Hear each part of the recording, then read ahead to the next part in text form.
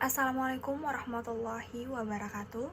Izin memperkenalkan diri, saya Ririn Safira, umur saya sekarang 21 tahun dan saya adalah lulusan S1 dari Universitas Hairun, lebih tepatnya di Fakultas Ekonomi dan Bisnis, program Studi Manajemen. Saya ingin izin menjawab terkait dengan beberapa pertanyaan yang sudah Bapak sampaikan. Yang pertama adalah Bapak bertanya terkait dengan konsep dan definisi dari pemasaran itu sendiri. Nah, menurut saya Pak, konsep dari pemasaran ini adalah pandangan atau filosofi yang digunakan untuk perusahaan merencanakan dan menjalankan kegiatan pemasaran mereka. Nah, konsep ini mengarahkan mereka kepada proses berinteraksi dengan pasar serta bagaimana mereka memenuhi kebutuhan dan keinginan konsumen.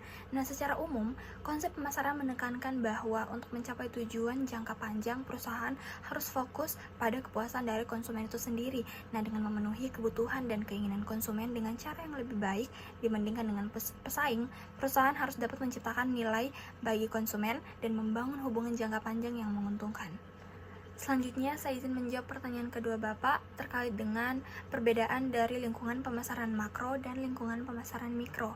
Nah, untuk lingkungan pemasaran mikro itu sendiri adalah lingkungan pemasaran yang merujuk pada faktor-faktor yang lebih dekat atau lebih internal dan berkontribusi langsung dengan perusahaan. Contohnya, seperti pelanggan, pemasok, pesaing, serta distributor yang kinerjanya dapat dikendalikan atau dipengaruhi oleh perusahaan dalam operasional sehari-hari.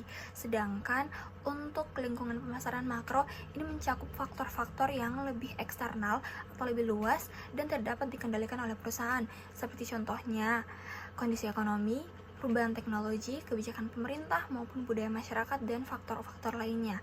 Nah, untuk pertanyaan yang ketiga, saya akan menjelaskan terkait dengan tahapan dalam proses riset pasar.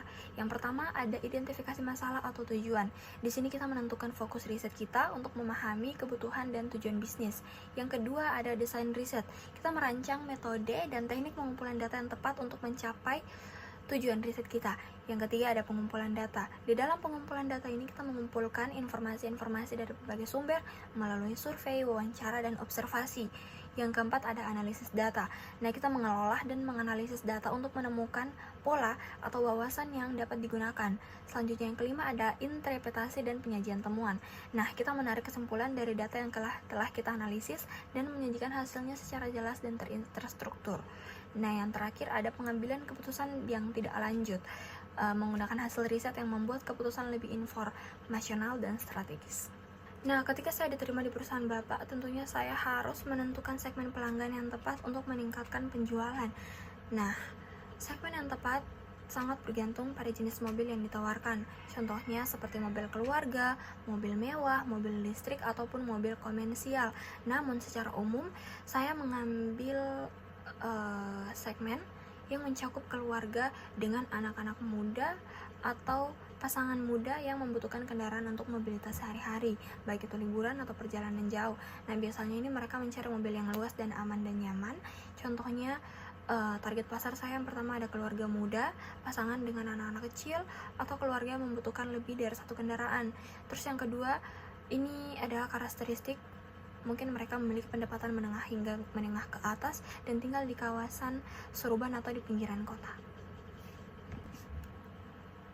Untuk pertanyaan terakhir, sebagai tenaga pemasar, ada beberapa informasi penting yang perlu diketahui mengenai pelanggan dari instansi atau usaha tertentu.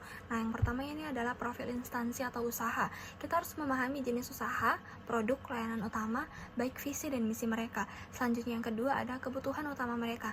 Nah, kita harus mengetahui terkait dengan kebutuhan spesifik mereka dan masalah apa yang ingin mereka atasi. Yang ketiga adalah target pasar. Kita memahami siapa yang menjadi target pasar utama mereka. Yang ketiga ada proses pengambilan keputusan. Nah, kita harus mengenali siapa saja yang terlibat dalam proses pengambilan keputusan dan di dalam prosesnya. Dan yang kelima ada anggaran dan batasan.